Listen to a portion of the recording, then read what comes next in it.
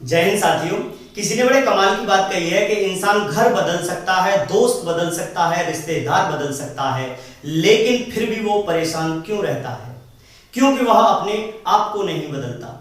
तो सबसे पहले अपने आप को बदलिए और फिर देखिए आपको पूरा संसार, पूरा जहां बदलता हुआ नजर आएगा। तो चलिए, आज का हमारा टॉपिक है 10th क्लास का दूसरा चैप्टर, यानी 10वीं क्लास का दूसरा अध्याय। और हमारे दूसरे अध्याय का नाम है भारतीय अर्थव्यवस्था के क्षेत्र। भारतीय अर्थव्यवस्था के क्षेत्र। तो आज हम जानेंगे भारतीय अर्थव्यवस्था के क्षेत्र क्या होते हैं, क्या अर्थव्यवस्था, क्या उसके क्षेत्र हैं। तो देखिए, ये जो आप वीडियो देख रहे हैं, ये जो चैप्टर आप पढ़ रहे हैं, वो पढ़ रहे हैं जेपी सर यूपी चैनल पर, और उस चैनल को सब्सक्राइब कर लें और साथ ही आइकन बेल भी जरूर दबाएं ताकि आपको सबसे पहली वीडियो आने वाली है वो आपके पास पहुंच सके। तो देखिए, ये जो पहला चैप्टर जो हमने बताया था, और उसके बाद जो पहला चैप्टर था उसका नाम था विकास, और ये दूसरा चैप्टर है उसका नाम है भारतीय अर्थव्यवस्था के क्षेत्र। तो देखिए, क्षेत्र क्या क्या होते हैं, ऐसे क्या क्या क्षेत्र हैं जिससे भारत की जो अर्थव्यवस्था है वो लेवल में रहे, स्तर में रहे। तो देखिए, जानते हैं इस चैप्टर में। वीडियो को अंत तक देखें और अपने दोस्तों के साथ साझा जरूर करें ताकि आप इस वीडियो का लाभ आपके साथियों तक पहुंच सके। तो देखिए, यहां पर जो पहली हेडिंग है हमारी वो है प्राथमिक क्षेत्र। प्राथमिक क्षेत्र क्या है? तो सबसे पहले हम जानते हैं, जब हम प्राकृतिक संसाधनों का, यहां पर क्या है, प्राकृतिक संसाधनों का उपयोग करके किसी वस्तु का उत्पादन करते हैं, किसी वस्तु का उत्पादन करते हैं, तो इसे प्राथमिक क्षेत्र कहते हैं। प्राकृतिक संसाधन, यानी प्राकृतिक संसाधन कौन से होते हैं? प्राकृतिक संसाधन होते हैं भूमि से जुड़े हुए, भूमि से जुड़े हुए प्राकृतिक संसाधन कहलाते हैं। उनका करके किसी वस्तु का उत्पादन कर उसे बदल देना, उसको किसी दूसरी वस्तु में बदल देना, जैसे विनिर्माण हम करते हैं, तो इसे प्राथमिक क्षेत्र कहते हैं। जैसे मान लो हमने एक उदाहरण ले लेते हैं, गन्ने का उदाहरण लिया। हमारे सबसे पास जो प्राकृतिक था वो क्या था? वो गन्ना था। वो क्या था? गन्ना था। और उसके बाद हमने क्या बनाया? गुड़ बना दिया। गुड़ के बाद चीनी बना दी। तो ये क्या है? प्राकृतिक संसाधनों का वस्तु दूसरे में उपयोग करके उसे किसी दूसरी वस्तु में, उत्पादन में बदल देना ही क्या कहलाता है? वो प्राथमिक क्षेत्र कहलाता है। अब उसके बाद क्या है? द्वितीयक क्षेत्र क्या है? द्वितीयक क्षेत्र क्या है? तो देखिए, द्वितीयक क्षेत्र है, द्वितीयक क्षेत्र की गतिविधियों के अंतर्गत प्राकृतिक उत्पादों को विनिर्माण प्रणाली के जरिए अन्य रूपों में परिवर्तित किया जाता है। जैसा कि मैंने बताया था, जो हमारा प्राथमिक क्षेत्र था उसमें मैंने ले लिया मान लो गन्ना, ठीक है, और या फिर मैं कह देता हूं कपास कह दिया मैंने, ठीक है। अब ये प्राथमिक क्षेत्र हो गया, यानी भूमि से जुड़े हुए जो संसाधन है हमारे। उसके बाद में द्वितीयक क्षेत्र में क्या हुआ? इनका विनिर्माण हो जाता है, ये किसी दूसरी वस्तु में परिवर्तित हो जाते हैं, तो वो द्वितीयक क्षेत्र कहलाता है। जैसे मैंने आपको बताया था, गन्ने से गुड़ या चीनी बनाना, वो द्वितीयक क्षेत्र में आ गया। ये हुआ आपका द्वितीयक और ये हुआ प्राथमिक, ठीक है भैया। अब यहां पर क्या है, मैं एक उदाहरण दे देता हूं आपको। गन्ने को कच्चे माल के रूप में प्रयोग कर हम चीनी गुड़ तैयार करते हैं, किसी और मिट्टी से ईंट और ईंटों से मकान, भवन आदि का निर्माण करते हैं। मान लो हमारे पास क्या है? मट्टी है। हमारे पास क्या है? मट्टी है। मट्टी से हमने ईंट बनाई, ईंटों से क्या हुआ? हमने एक भवन यानी मकान का निर्माण किया। तो जो पहली हमारी जो मिट्टी थी, वो मिट्टी क्या है? मिट्टी हमारी प्राथमिक क्षेत्र है। और द्वितीयक क्षेत्र में क्या आया? ईंट बन गई। और देखिए, एक और होता है तृतीयक क्षेत्र। हम अभी बताएंगे तृतीयक क्षेत्र कौन सा होता है। तो देखिए, मिट्टी से ईंट और ईंटों से मकान, भवन आदि का निर्माण करना, क्योंकि यह क्षेत्र विभिन्न प्रकार के क्षेत्रों से जुड़ा हुआ है। यानी कि ये जो आपका ईंटों का जो क्षेत्र है, ये विभिन्न प्रकार के क्षेत्रों से जुड़ा हुआ है, तो इसको क्या कहते हैं? औद्योगिक क्षेत्र भी कहा जाता है। ये आपके लिए वेरी इंपॉर्टेंट है, औद्योगिक क्षेत्र के बारे में पूछे तो आप आसानी से बता सके। अब देखिए, यहाँ पे हमने प्राथमिक क्षेत्र बता दिया, द्वितीयक क्षेत्र बता दिया। तो अब तक हमने जाना जो भारतीय अर्थव्यवस्था के क्षेत्र होते हैं। अर्थव्यवस्था, जो हमारी अर्थव्यवस्था होती है जहां से हम कमाते हैं, तो उनके क्षेत्र अलग अलग होते हैं, जैसे मैंने आपको बताया है। भारतीय प्राथमिक क्षेत्र और द्वितीयक क्षेत्र। अब हम देखेंगे तृतीयक क्षेत्र, तो बने रहिए इस वीडियो में। अब चलते हैं आगे। तो देखिए, आपने जाना प्राथमिक क्षेत्र, जाना द्वितीयक क्षेत्र, जाना और तृतीयक क्षेत्र के बारे में हम बता ही रहे हैं। तो देखिए, तृतीयक क्षेत्र क्या होता है? तृतीयक क्षेत्र को होता है ये गतिविधियां प्राथमिक और द्वितीयक क्षेत्र के विकास में मदद करती हैं। आप क्या समझे, आप ये समझे कि प्राथमिक और द्वितीयक क्षेत्रक में तृतीयक क्षेत्रक जो होता है वो मदद करता है। ये गतिविधियां स्वयं वस्तुओं का उत्पादन निर्माण नहीं करती हैं। ये क्या है, ये स्वयं कोई उत्पादन नहीं करती है, स्वयं कोई चीज नहीं बनाते हैं। जो तृतीय क्षेत्र होता है उसके अंदर कोई तीसरी चीज नहीं बनती, वो क्या करता है, वो सेवा करता है, वो सेवा करता है, बल्कि उत्पादन प्रक्रियाओं में मदद यानी सहयोग करता है, मदद सहयोग करता है। ठीक है, तो हमने जाना, देखिए एक उदाहरण दे देता हूं इसके ऊपर। ये प्राथमिक और द्वितीय क्षेत्र में क्या करता है, मदद करता है, विकास में मदद करता है, और वो अपना कोई उत्पादन नहीं करता है। तो जैसे मैं उदाहरण दूं तो मैं दे देता हूं आपको परिवहन का उदाहरण दूं तो ये क्या है, ये तृतीय क्षेत्र के अंतर्गत आता है, क्योंकि ये अपना कोई उत्पादन नहीं कर रहा है। ये क्या कर रहा है, सिर्फ सहयोग कर रहा है, हमारे प्राथमिक और द्वितीय क्षेत्र में सहयोग कर रहा है। मान लो आपने गन्ने की खेती की अपने खेत में। अब ये तो हो गया प्राथमिक क्षेत्रक हो गया आपका। ठीक है, और आपने गन्ने की खेती के लिए यहां से कहां ले गए, चीनी मिल में ले गए, जहां पर चीनी बनाई जाती है।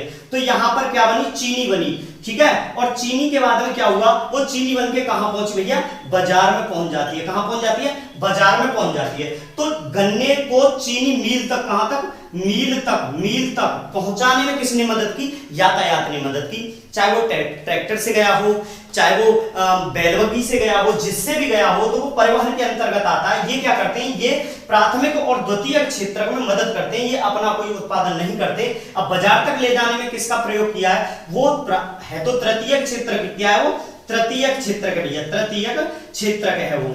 ठीक है, अब क्या है, यहां पर जो तृतीय क्षेत्र का है उसमें परिवहन आ जाता है, ये मदद करता है। अब मान लो आपका दोस्त है, आपका दोस्त क्या कर रहा है, वो आपने उनसे पैसे मांगे, तो उसने पैसे दिए, क्या किया, उसने पैसे दिए, वो आपकी मदद कर रहा है, ना कि आपको उस पैसे से क्या करना है, वो उसमें मदद नहीं कर रहा है, सिर्फ वो आपको पैसे दे रहा है कि लो आपको जो करना है कर लो। ठीक है ना, वो है तृतीय क्षेत्र।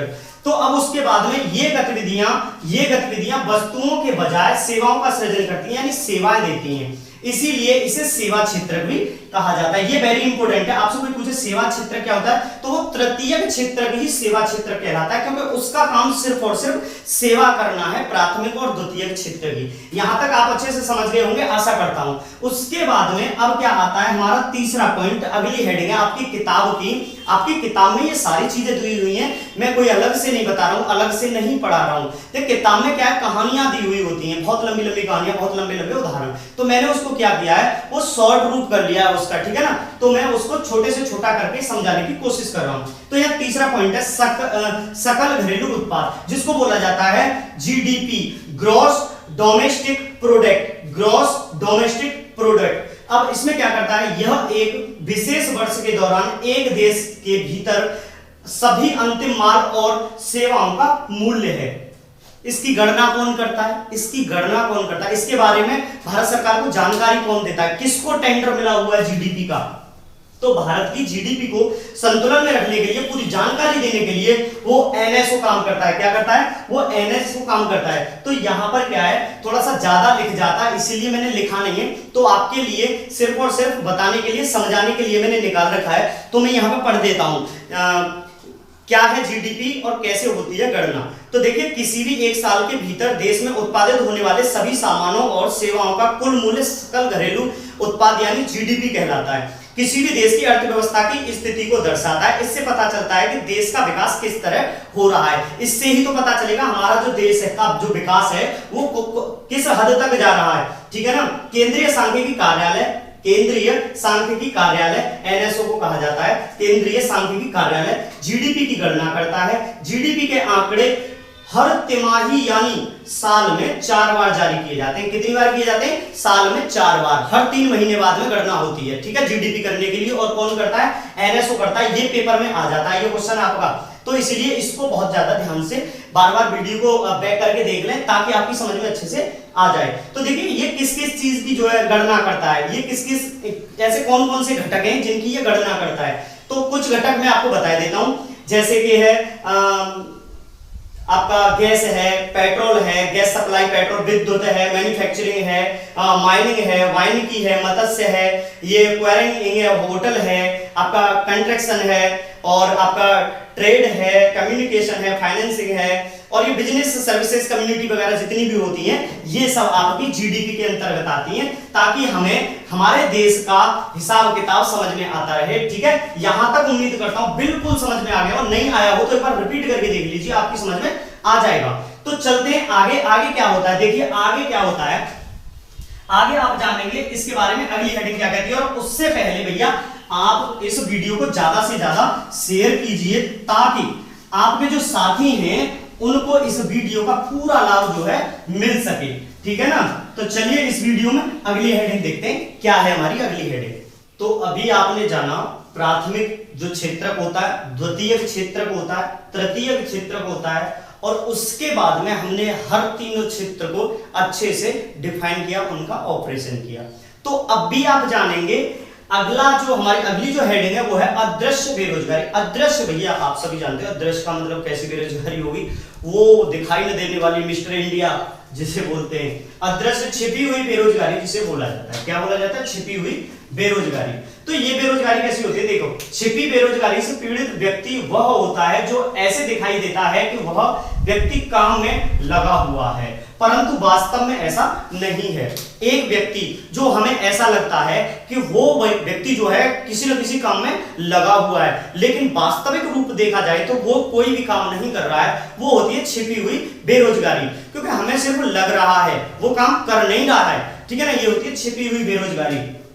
उसके साथ ही हम देखेंगे संगठित क्षेत्र और असंगठित क्षेत्र। संगठित क्षेत्र और असंगठित क्षेत्र जो होते हैं, उसमें क्या है, संगठित क्षेत्र क्या है, यह उन लोगों के उद्यमों या कार्य स्थान आते हैं जहां रोजगार की अवधि नियमित होती है। रोजगार की अवधि नियमित होती है, वे क्षेत्र सरकार द्वारा पंजीकृत होते हैं। यानी नियमित एक टाइम होता है, एक सेशन होता है, उनकी एक अवधि होती है। मतलब उन्होंने कह दिया एक साल में जो जिस भी व्यक्ति को काम मिलने वाला है, या कोई भी ऑर्गेनाइजेशन है सरकारी, अगर उन्होंने कह दिया 12 महीने होते हैं एक साल में, उन्होंने कह दिया 10 महीने काम जो है आपको मिलेगा, तो क्या है, उनकी एक नियमित है, एक अवधि है उनकी। ठीक है ना, क्या है कि उनको जो है 10 महीने का काम जो मिलेगा। अब यहाँ पर क्या होता है, असंगठित क्षेत्र। क्या असंगठित क्षेत्र को जानते हैं, यह छोटी इकाइयां होती हैं। मान लो कोई फैक्ट्री है, एक तो होती है सरकारी, एक होती है प्राइवेट। ये उदाहरण सही रहेगा आपके लिए। ठीक है, एक यह छोटी इकाइयां होती है जो सरकार के नियंत्रण से बाहर होती हैं। एक तो मान लो, एक तो होती है आपकी सरकारी, क्या होती है, सरकारी। एक होती है सरकारी जिन पर सरकार का पूरा हक होता है। ठीक है, जैसे सरकार चलाएगी वैसे चलेंगे। एक होती है आपकी असंगठित क्षेत्र के अंतर्गत आती है, प्राइवेट जैसे मान लेते हैं, प्राइवेट लिमिटेड जो होती हैं। यह छोटी इकाइयां होती हैं जो सरकार के नियंत्रण से बाहर होती हैं। इनमें नियम और कानून होते हैं, लेकिन इनका अनुपालन नहीं होता। देखिए कोई भी ऑर्गेनाइजेशन, कोई भी हो, आपकी संस्था कोई भी हो, भाई नियम कानून तो सब में होते हैं। आप सभी जानते हैं नियम कायदा कानून नहीं होंगे तो फिर आपकी जो संस्था है वो कैसे चलेगी। नियम कायदा कानून तो होते हैं, लेकिन क्या है, उनका जो अनुपालन नहीं होता, यानी कि उनको मानता नहीं है कोई। हाँ, सरकार की थोड़ी बहुत चलती जरूर है, अगर कोई प्रशासन अगर कोई बात वहां पे रख दे अपनी, तो वो माननी ही पड़ेगी, चाहे वो प्राइवेट हो। ठीक है ना, ये आपने जाना अदृश्य बेरोजगारी और संगठित और असंगठित क्षेत्र। और अगला जो है आपका है वो है सार्वजनिक क्षेत्र। क्या है, सार्वजनिक। तो देखिए आप अब देखेंगे आगे सार्वजनिक क्षेत्र क्या होते हैं। एक होता है सार्वजनिक और एक होता है आपका क्या, निजी क्षेत्र। क्या होता है, निजी क्षेत्र। तो आपकी पहली हेडिंग जो है वो है सार्वजनिक, सार्वजनिक क्षेत्र। और एक होता है आपका निजी, एक होता है निजी। निजी में क्या आता है, निजी में देखिए क्षेत्र। सार्वजनिक क्षेत्र क्या होता है, सार्वजनिक क्षेत्र होता है एक जगह जो सभी की होती है। कैसी होती है, सभी की होती है। तो देखिए यहां पर मैं आगे लिख देता हूं, फिर आप देखेंगे।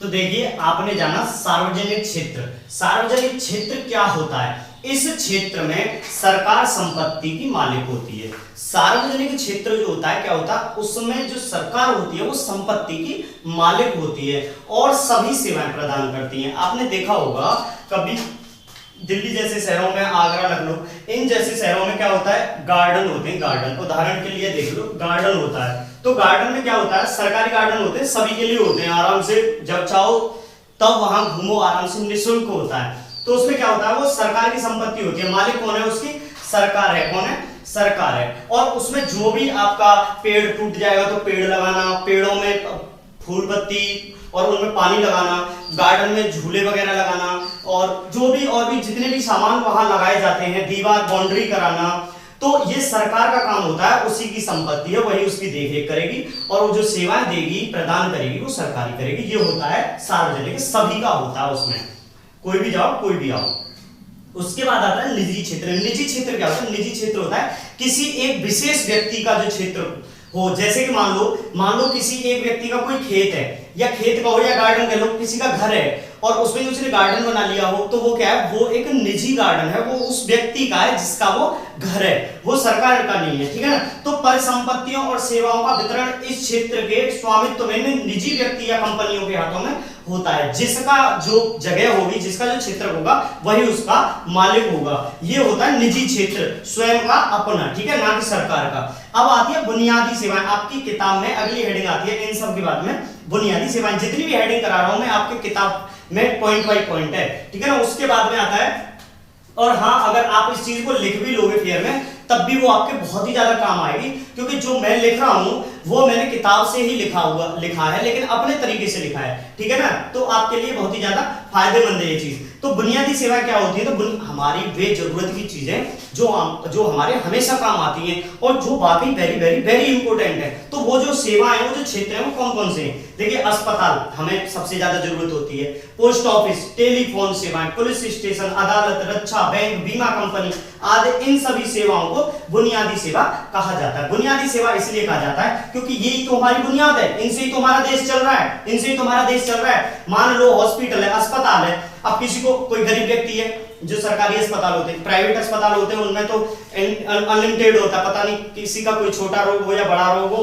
बस बिल बहुत ज्यादा जाता है, ये होता है प्राइवेट का। अब सरकारी क्या है? 1 रुपए की पर्ची कटती है, जो भी रोग हो दिखा दो, सही तो लोग हो ही जाते हैं। पोस्ट ऑफिस है, कितना जरूरी है हमारे लिए, टेलीफोन सेवाएं हैं, जो संचार की सेवा होती है, पुलिस स्टेशन है, अदालत, रक्षा, बैंक, बीमा कंपनी, ये सभी हमारी बुनियाद सेवाएं, क्योंकि इनसे ही हमारा जो देश है, इनसे ही चल रहा है। तो ठीक है, इससे आगे क्या आता है, इससे आगे जानेंगे। अब इससे आगे क्या आता है, तो देखिए अगली हेडिंग हमारी है मनरेगा। मनरेगा क्या है? तो ये जो हेडिंग है, इसको कहते हैं महात्मा गांधी राष्ट्रीय ग्रामीण रोजगार गारंटी अधिनियम। जो महात्मा गांधी राष्ट्रीय ग्रामीण रोजगार गारंटी अधिनियम है, वो क्या है? तो देखिए यहाँ पे एक शब्द आया है, गारंटी अधिनियम। तो इससे क्या है? गारंटी है, कोई भी काम हो रहा हो मनरेगा के अंदर, भाई साहब फुल गारंटी है, जो भी काम होने वाला है गारंटी है पूरी 100%। अब क्या होता है मनरेगा के अंदर, आप सभी ने देखा होगा, गांव-गांव में काम चलता है, सुबह सुबह सिर्फ 2 घंटे के लिए सभी गांव के सभी बंदे जाते हैं, ज्यादातर, मतलब सभी नहीं, ज्यादातर जो रुचि रखते हैं मनरेगा में, वो चले जाते हैं। क्या लेके जाते हैं? फावड़ा लेके जाते हैं, और कोई भी चक्रोट वगैरह, छोटा डगरे वगैरह जो होते हैं गांव के, उनको खोदा जाता है, उनको ठीक किया जाता है, उनकी मरम्मत की जाती है, ठीक है।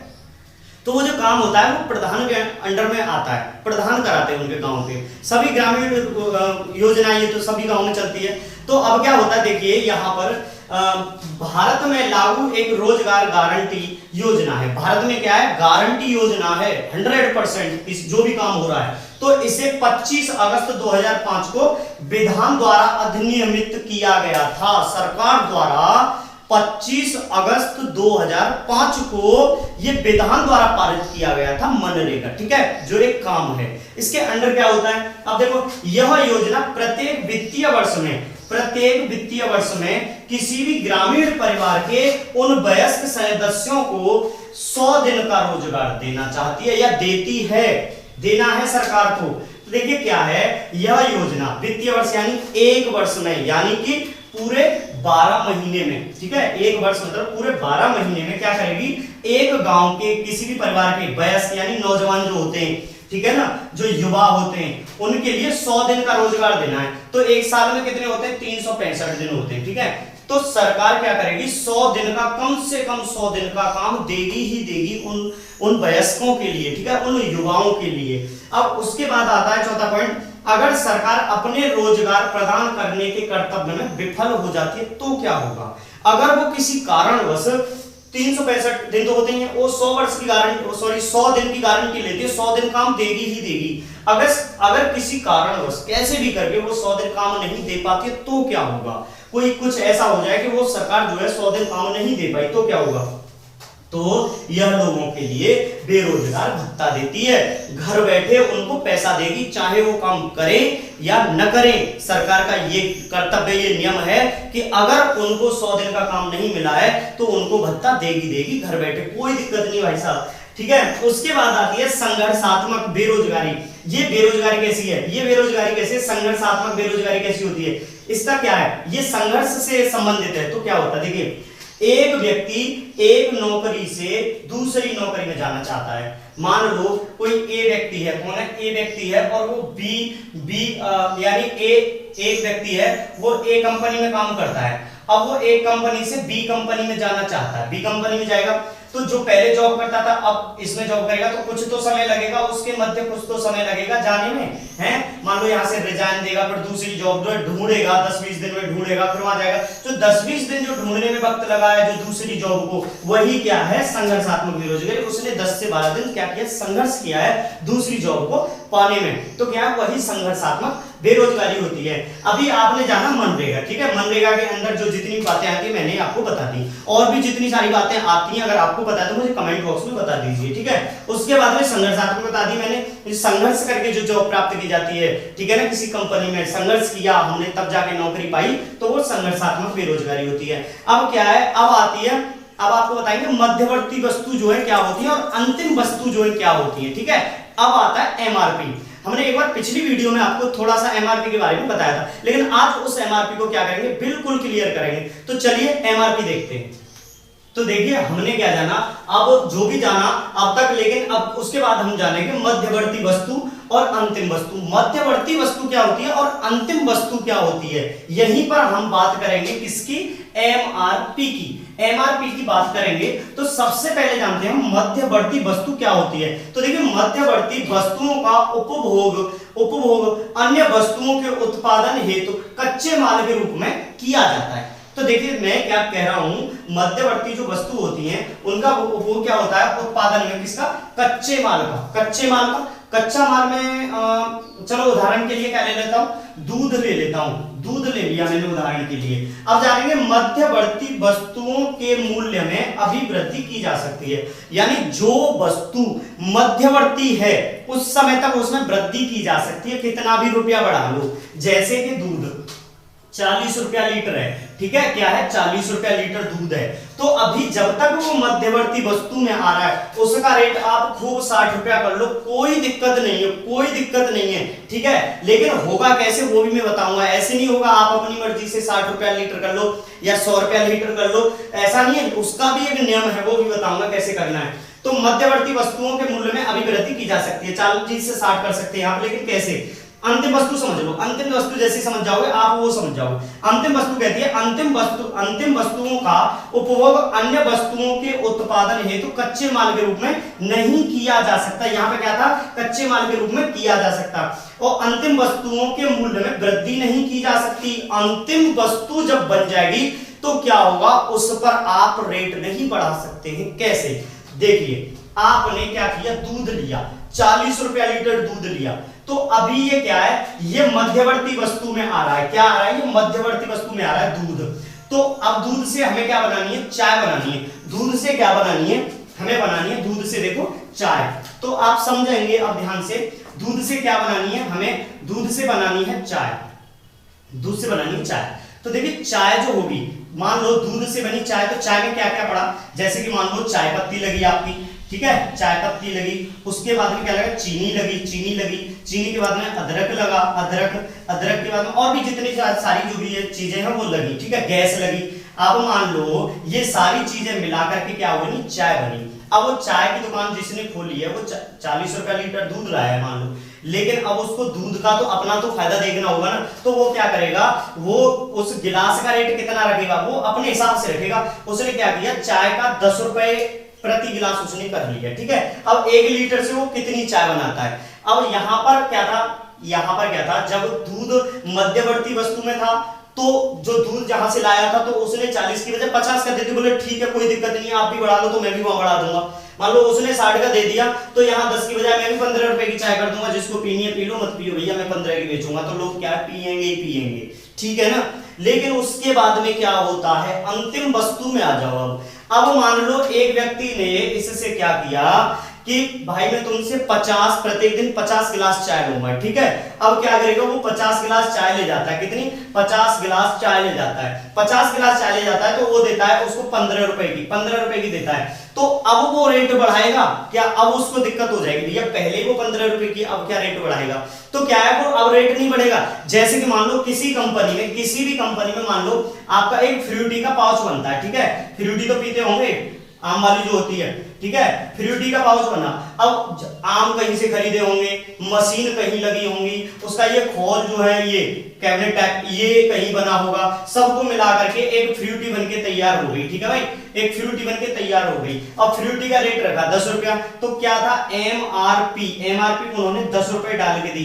क्या मार्केट में जब फ्रूटी बनके आ गई 10 रुपए की, तो क्या दुकान वाला खरीद के उसको 20 रुपए की बेच सकता है? वो कभी भी उसको 20 रुपए की नहीं बेचेगा, क्योंकि एमआरपी से ऊपर बेचना कानूनी अपराध है, कानूनी जुर्म है। इसीलिए वो सिर्फ फ्रूटी को 10 रुपए की ही बेचेगा, क्योंकि ये अंतिम वस्तु हो गई। अगर ये मार्केट में आ गई है तो अब क्या है, ये अंतिम वस्तु है। अब तो जितना पड़ा है, मान लो 10 पड़ा है, 20 पड़ा है, वो उतने में ही बेची जाएगी। तो यहां पर मैंने आपको चाय का उदाहरण दिया, एक फ्रूटी का उदाहरण दिया। अब देखिए दूध क्या था, मध्यवर्ती वस्तु था, दूध को अंतिम वस्तु बना के देखते हैं। दूध अंतिम वस्तु कैसे बनेगा, तो दूध अंतिम वस्तु बनाते हैं। देखो एक व्यक्ति दूध लेके आया कहीं से, 100 लीटर दूध लाया, क्या लाया 100 लीटर दूध लेके आया, ठीक है, क्या लाया मिल्क, ठीक है। अब 100 लीटर दूध लाया, उसने क्या किया, एक कंपनी खोली और वो पैकेट में बंद करता है दूध को, ठीक है। उसके पास खुला दूध था, तब तक क्या था, वो मध्यवर्ती वस्तु थी। अब उसने पैकेट में बंद कर दिया और उस पे एमआरपी डाल, जब देखो खुला था तो वो लाया था 50 रुपया लीटर, ठीक है। जब उसने खोल बना के तैयार कर दिया, पॉलीथीन बना के तैयार कर दी और उस पे एमआरपी डाल दी 60 रुपया, 50 लाया था, 60 रुपए में एमआरपी डाल के उसने मार्केट में जो है अपना दूध बेचना चालू किया। तो ये जो दूध की पैकेट है, पैकेट जो है वो क्या कहलाएगी, अंतिम वस्तु कहलाएगी। क्या कहलाएगी, अंतिम वस्तु वो कहलाएगी। और उसके बाद में वो उसने 60 रुपया थैली डाल दी है तो वो 60 की ही बेचेगी, ठीक है। अब इससे ज्यादा इस पर रेट नहीं बढ़ाया जा सकता, इससे ज्यादा अगर कोई रेट का बेचेगा तो उसको पुलिस पकड़ ले जाएगी, भैया किसी ने कंप्लेंट कर दी तो। इसलिए एमआरपी से ऊपर कभी मत बेचना कोई भी चीज। और आप जान लो मध्यवर्ती वस्तु क्या होती है, अंतिम वस्तु क्या होती है।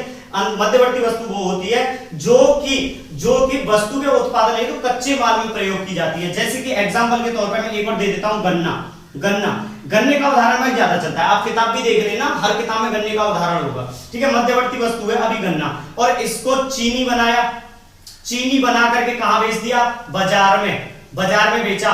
जैसे कि गन्ना जो भी था, उसके बाद में चीनी का रेट मान लो 40 रुपया हुआ, ठीक है, मिल से जब निकली। अब जो दुकान वाले ले जाएंगे वो कितना 50 बेच देंगे, इससे ज्यादा क्या बेचेंगे, ठीक है। अब ये क्या है, बाजार में जैसे चीनी पहुंच गई, ये अंतिम वस्तु हो गई, लेकिन यहां पर जो थी वो मध्यवर्ती वस्तु थी, ठीक है, गन्ना, ठीक है ना। तो ये होता है अंतिम वस्तु और मध्यवर्ती वस्तु। आप समझ गए होंगे एमआरपी क्या होती है। अगर फिर भी आपको डाउट है तो एमआरपी मुझे कमेंट बॉक्स में कमेंट करके पूछ सकते हैं। तो आज का चैप्टर मेरे हिसाब से हो गया खत्म। और फिर भी आपकी कोई भी पॉइंट रह रहा है तो आप मुझे कमेंट बॉक्स में डाल दीजिए, तो मैं आपको क्लियर कर दूंगा। ये था कक्षा 10 का अर्थशास्त्र का भारतीय अर्थव्यवस्था के क्षेत्र की। मैंने क्या बताया, भारतीय अर्थव्यवस्था के क्षेत्र की, वे क्षेत्र है जिनसे भारत की अर्थव्यवस्था चलती है, ठीक है ना। तो भाइयों आप इस चैनल को कर लीजिए सब्सक्राइब और वीडियो को अपने दोस्तों के साथ ज्यादा से ज्यादा साझा करें और चैनल को सब्सक्राइब कर लें, ताकि आपको नई नई वीडियो ऐसे ही मिलती रहे।